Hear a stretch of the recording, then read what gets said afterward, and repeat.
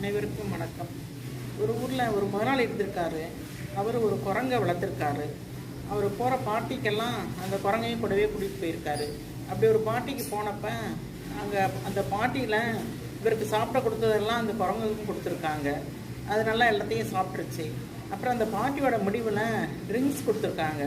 முதலாளி குடிக்கிறத பார்த்து அந்த குரங்கும் அதை குடிச்சிட்டு ரொம்ப அலப்பறை தாங்க முடியல, உருண்டு பரண்டு படுத்துட்டு அந்த பார்ட்டியே ஒரு அலப்பறை பண்ணி விட்டுருச்சு. அதுக்கு பிறகு ஒரு வாரம் கழித்து திரும்பவும் வேற ஒரு பார்ட்டிக்கு அந்த முதலாளி கூட்டிகிட்டு போயிருக்காரு. அப்போவும் இதே மாதிரி நடந்திருக்கு. அப்போ அந்த ட்ரிங்க்ஸை பார்த்த உடனே அந்த ட்ரிங்க்ஸை வாங்கி யார் கொடுத்தாங்கன்னா அவங்க மூஞ்சிலேயே தூக்கி அந்த நாய் விட்டெறிஞ்சிருச்சு அந்த ட்ரிங்க்ஸை.